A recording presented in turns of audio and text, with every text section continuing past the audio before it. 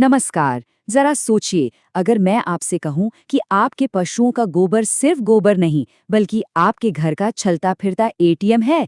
जी हाँ, जिससे निकलती है मुफ्त की बिजली और मुफ्त की रसोई गैस। तो चलिए, आज हम गोबर को गंदगी नहीं बल्कि गोबर धन के रूप में देखते हैं। अच्छा, एक डेयरी किसान की कमाई का सबसे बड़ा दुश्मन कौन है? कोई बीमारी? नहीं। चारे का खर्चा? वो भी नहीं। असल में सबसे बड़ा दुश्मन है हर महीने बढ़ने वाला खर्चा, ऑपरेशनल कॉस्ट। देखिए, एक तरफ तो हर महीने हजारों रुपए का बिजली का बिल है और ऊपर से 1200 रुपए का गैस सिलेंडर। और दूसरी तरफ आपके ही पास पड़ा है एक ऐसा खजाना जो इन दोनों खर्चों को हमेशा के लिए जीरो कर सकता है, और वो है गोबर। तो अब सवाल ये उठता है कि गोबर गैस तो हमारे देश में कोई नई चीज है नहीं, तो फिर ये पहले इतनी कामयाब क्यों नहीं हुई? इसका जवाब आज की नई और बेहतर टेक्नोलॉजी में छिपा है। आइए समझते हैं। हम में से बहुत से लोगों को वो 60s और 70s के दशक वाले पुराने बायोगैस प्लांट्स याद होंगे, है ना, जिन्हें केवीआईसी यानी खादी और ग्रामोद्योग आयोग ने बढ़ावा दिया था। वो लोहे का बड़ा सा ड्रम जो गोबर के घोल के ऊपर तैरता रहता था, लेकिन ज्यादातर जगहों पर वो उम्मीदों पर खरा नहीं उतर पाया। तो वो पुराने मॉडल आखिर फेल क्यों हुए? देखिए, इसके 3 बड़े कारण थे। सबसे पहला, उनका जो लोहे का ड्रम था वो कुछ ही सालों में जंग खाकर गल जाता था। दूसरा, रोजाना गोबर और पानी को घोलने में मेहनत बहुत ज्यादा लगती थी। और सबसे बड़ी दिक्कत थी सर्दियों में, जब ठंड की वजह से गैस बनना लगभग बंद ही हो जाता था। लेकिन वो बीता हुआ कल था। आज की तस्वीर बिल्कुल बदल चुकी है। पुरानी टेक्नोलॉजी की जगह अब दीनबंधु मॉडल जैसे मजबूत जमीन के नीचे बनने वाले फिक्स्ड डोम प्लांट और फ्लेक्सी बलून जैसे पोर्टेबल प्लांट आ गए हैं। ये 20 से 25 साल तक बिना किसी बड़ी मेंटेनेंस के चलते हैं और हर मौसम में बढ़िया गैस बनाते हैं। तो आखिर ये नई टेक्नोलॉजी काम कैसे करती है?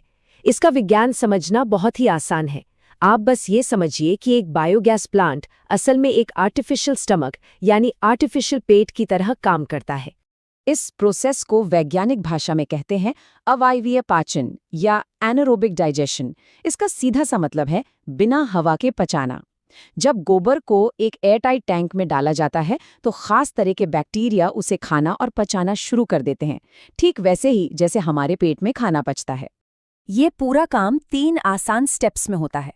पहले स्टेप में गोबर और पानी को बराबर मात्रा में यानी 1:1 के रेशो में मिलाकर टैंक में डाल दिया जाता है। दूसरे स्टेप में टैंक के अंदर मौजूद लाखों करोड़ों बैक्टीरिया अपना काम शुरू करते हैं और गोबर को पचाते हैं। और तीसरे स्टेप में हमें 2 बेहद कीमती चीजें मिलती हैं, एक जलने वाली मीथेन गैस और दूसरा दुनिया की सबसे बेहतरीन जैविक खाद जिसे स्लरी कहते हैं। ठीक है, तो अब इसका विज्ञान तो हमें समझ आ गया, पर अब सबसे जरूरी सवाल आता है, अपने खेत के लिए कौन सा प्लांट सबसे सही रहेगा? चलिए अलग अलग मॉडल्स को देखते हैं। देखिए, आज बाजार में 3 तरह के मॉडल सबसे ज्यादा पॉपुलर हैं। अगर आपके पास 5 से ज्यादा पशु हैं और अपनी जमीन है तो जमीन के नीचे बनने वाला दीनबंधु मॉडल सबसे सस्ता और सबसे टिकाऊ ऑप्शन है। अगर गैस का प्रेशर एक जैसा चाहिए तो केवीआईसी का नया फाइबर ड्रम वाला मॉडल भी एक अच्छा विकल्प है।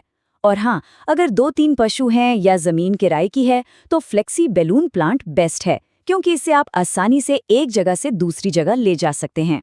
अब देखिए, रसोई गैस का मुफ्त हो जाना तो एक बहुत बड़ा फायदा है ही, लेकिन असली क्रांति, असली गेम चेंजर तो तब आता है जब इसी गैस से खेत के लिए मुफ्त की बिजली बननी शुरू हो जाए। ज्यादातर लोग बायोगैस को सिर्फ चूल्हे तक ही सीमित समझते हैं, लेकिन अगर आपके पास 10 से 15 पशु हैं तो आप अपने पूरे फार्म को बिजली के मामले में आत्मनिर्भर बना सकते हैं। जी हाँ, ये इस पूरी टेक्नोलॉजी का सबसे शक्तिशाली पहलू है। और इससे बिजली बनाना कोई रॉकेट साइंस नहीं है, बस 3 छोटे छोटे कदम उठाने होते हैं। पहला, गैस को एक स्क्रबर नाम के फिल्टर से साफ किया जाता है ताकि जनरेटर का इंजन खराब न हो। दूसरा, इस साफ गैस को एक बायोगैस जेनसेट या फिर मॉडिफाई किए हुए डीजल जनरेटर में डाला जाता है। और तीसरा, बस हो गई बिजली तैयार, जिससे आपके फार्म की चारा काटने की मशीन, मिल्किंग मशीन, पंखे, लाइटें सब कुछ मुफ्त में चलता है। और इसका हिसाब किताब भी बड़ा सीधा है। सिर्फ 1 घन मीटर बायोगैस से लगभग 1.5 से 2 यूनिट यानी 1.5 से 2 किलोवाट बिजली बहुत आसानी से बन जाती है। जरा सोचिए, दिन भर में कितनी बिजली मुफ्त में बनेगी और कितनी बचत होगी। हमने गैस की बात की, बिजली की भी बात कर ली, लेकिन इस पूरे सिस्टम का जो सबसे कीमती प्रोडक्ट है वो इन दोनों से अलग है। चलिए अब उसके बारे में जानते हैं। ये सुनने में शायद आपको थोड़ा अजीब लगे, लेकिन सच तो यही है कि बायोगैस प्लांट से मिलने वाली गैस तो सिर्फ एक बोनस है। असली कमाई, असली सोना तो वो तरल खाद है जो प्लांट से बाहर निकलती है, जिसे हम स्लरी कहते हैं। अगर इस स्लरी को सुखाकर उसमें रॉक फॉस्फेट मिलाकर प्रॉम यानी फॉस्फेट रिच ऑर्गेनिक मैन्योर बनाया जाए तो ये बाजार में 20 रुपए प्रति किलो या उससे भी ज्यादा दाम पर आसानी से बिक सकता है। ये अपने आप में ही एक पूरा बिजनेस मॉडल है। तो भाई, ये स्लरी इतनी कीमती क्यों है? क्योंकि कच्चे गोबर के मुकाबले बायोगैस स्लरी में नाइट्रोजन और फॉस्फोरस जैसे पोषक तत्व कई गुना ज्यादा होते हैं, और वो भी ऐसी फॉर्म में जो पौधों को तुरंत मिल जाते हैं। और सबसे बड़ी बात, गोबर को पचाने की प्रक्रिया में खरपतवार के बीज और कीड़े मकोड़े भी खत्म हो जाते हैं, जिससे आपकी फसल भी ज्यादा स्वस्थ रहती है। चलिए, सब कुछ बहुत बढ़िया लग रहा है, पर अब आते हैं सबसे जरूरी सवाल पर। इसमें लागत कितनी आएगी और क्या सरकार से कोई मदद मिलेगी? देखिए, एक छोटा 2 घन मीटर का प्लांट जो एक परिवार के खाना पकाने के लिए काफी होता है, उसकी लागत लगभग 25 से 35 हजार रुपये आती है, और इस पर भारत सरकार का MNRE मंत्रालय 12 से 25 हजार रुपये तक की सब्सिडी देता है। हाँ, ये सब्सिडी की रकम अलग अलग राज्यों और लाभार्थी की कैटेगरी के हिसाब से थोड़ी कम ज़्यादा हो सकती है। बड़े प्लांट की लागत ज़्यादा होती है, लेकिन उन पर भी अच्छी खासी सरकारी मदद मिलती है। और सब्सिडी के लिए अप्लाई करने का प्रोसेस भी अब काफ़ी सीधा साधा है।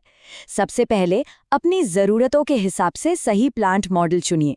इसके बाद अपने ज़िले के कृषि विकास अधिकारी या अक्षय ऊर्जा विभाग से मिलिए। वो आपको एप्लीकेशन भरने में पूरी मदद करते हैं और सरकार की गोबर धन जैसी योजनाओं के तहत आपको आर्थिक और तकनीकी दोनों तरह की सहायता दिलवाते हैं। तो इस पूरी बातचीत का निचोड़ क्या है? एक लाइन में कहूँ तो ये कि अगर आपके पास पशु हैं और बायोगैस प्लांट नहीं है, तो इसका सीधा सा मतलब है कि आप हर रोज अपना पैसा और एक सुनहरा मौका दोनों को नाली में बहा रहे हैं। ये सिर्फ एक बार का निवेश है जो आने वाले 20-25 सालों तक आपके बिजली और गैस के बिल को शून्य कर सकता है, और साथ ही आपके खेत की मिट्टी को सोना बनाकर आपकी पैदावार भी बढ़ा सकता है। तो सवाल बस यही है, क्या अब वक्त आ गया है कि खेत के इस कचरे को एक फार्म बैंक में बदला जाए?